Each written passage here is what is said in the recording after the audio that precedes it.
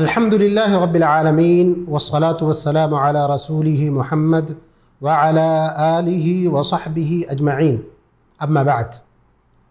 محترم اسلامی بھائیوں، بخاری اور مسلم کی روایت ہے، اللہ کے نبی جناب محمد الرسول اللہ صلی اللہ علیہ وسلم نے ارشاد فرمایا: البیعان بالخیار ما لم یتفرقا۔ خرید و فروخت کرنے والے ان میں سے دونوں کو اختیار ہے جب تک الگ نہ ہو جائیں، یعنی کہ اگر خرید و فروخت کی کوئی بات دونوں کے درمیان چل رہی ہے اور کسی چیز پر وہ متفق بھی ہو چکے ہیں، تب بھی اگر الگ ہونے سے پہلے دونوں کے دل میں یہ خیال آتا ہے کہ یہ بیع یا شرع ہم کو نہیں کرنا ہے، تو دونوں کو مکمل اختیار ہے کہ وہ یہ کام نہ کریں، اس کو فسخ کر دیں، رد کر دیں۔ پھر اللہ کے نبی صلی اللہ علیہ وسلم نے فرمایا: فَإِن صَدَقَا وَبَيَّنَا بُورِكَ لَهُمَا فِي بَيْعِهِمَا۔ اگر دونوں نے سچ بولا، اسی طرح واضح کر دیا، تو اللہ تبارک و تعالیٰ ان کے خرید و فروخت میں برکت عطا فرمائے گا۔ پھر اللہ کے نبی صلی اللہ علیہ وسلم نے فرمایا: وَإِن كَذَبَا وَكَتَمَا مُحِقَتْ بَرْكَةُ بَيْعِهِمَا۔ اگر دونوں نے جھوٹ بولا، چھپایا، اللہ تبارک و تعالیٰ ان کے تجارت کی برکت کو چھین لے گا۔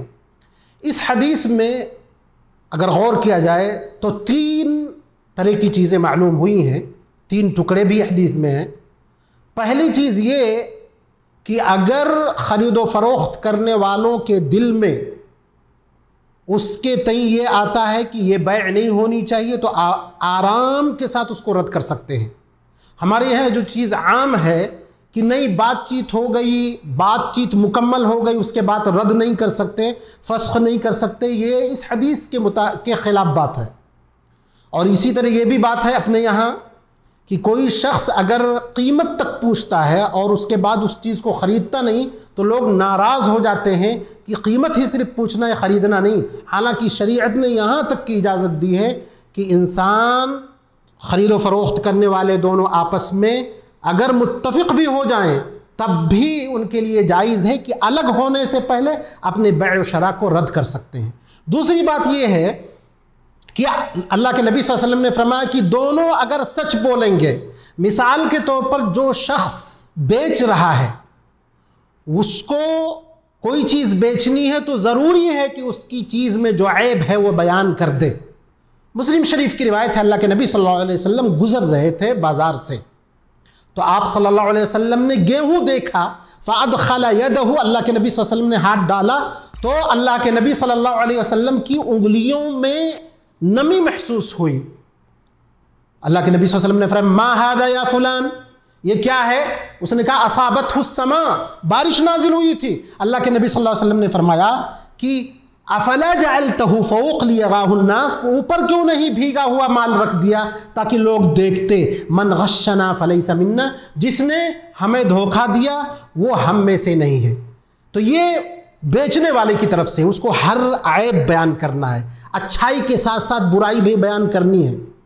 دوسری چیز یہ ہے کہ جو شخص خرید رہا ہے اس کو بھی سچائی برتنا ہے۔ وہ اس طرح کہ اگر سامنے والا کوئی سامان سستے میں دے رہا ہے یا صحیح قیمت بتا رہا ہے، تو خریدنے والے کے لیے بالکل جائز نہیں کہ اس کے سامان کا عیب بیان کرے جھوٹ میں، اس کے بعد وہ اس کے دام کو کم کرے۔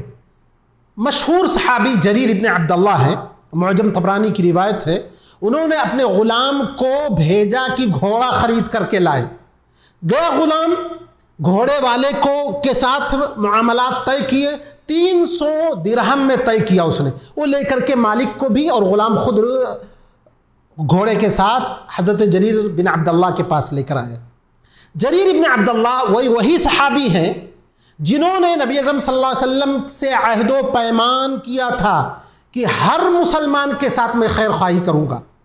تو انہوں نے جب دیکھا تو ان کو اندازہ ہوا کہ یہ گھوڑا تو زیادہ کا ہے، اس کی مالیت اور قیمت زیادہ ہے، تو انہوں نے سامنے والا جو گھوڑے والا تھا اس سے کہا तुम्हारा घोड़ा 400 का है। उसने कहा हाँ। फिर कहा 500 का है। बढ़ाते बढ़ाते 800 दिरहम में वो घोड़ा खरीदा। यानी कुर्बान जाएं आप कि एक चीज 300 दिरहम में तय हो चुकी है, लेकिन सामने मालियत देख करके और असल कीमत देख करके खैर ख्वाही का वो बड़ा पैमाना है सामने वाले के पास कि वो कह रहा है कि नहीं 800 में देना है तुमको। तो ये गोया कि खरीदने वाले ने मुकम्मल तौर पर बयान कर दे। इस तरह हमको भी करना चाहिए।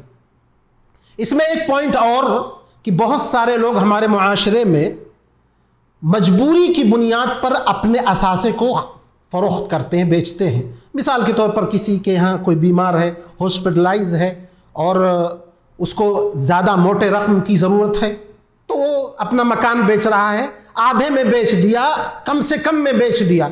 एक मुसलमान का शेवा ये है कि अगर उसको खरीदना है तो उस चीज़ की पूरी कीमत दे करके खरीदे। ये नहीं कि मौका को गनीमत समझा, वो इंसान मजबूरी की हालत में बेच रहा है, चलो जल्दी जल्दी खरीद लेते हैं। ये इस्लाम की जो खैर ख्वाही का जज्बा है, जो इस्लाम की भाईचारगी है, उसके बिल्कुल खिलाफ है। तो इस चीज़ पर भी हमको नज़र करना चाहिए। अल्लाह तबारक व तआला से दुआ है कि अल्लाह तबारक व तआला हमको हर चीज़ में सच्चाई बरतने और सच बात बोलने की तौफीक अता फरमाए। व आखिरु दअवाना अनिल हम्दुलिल्लाहि रब्बिल आलमीन।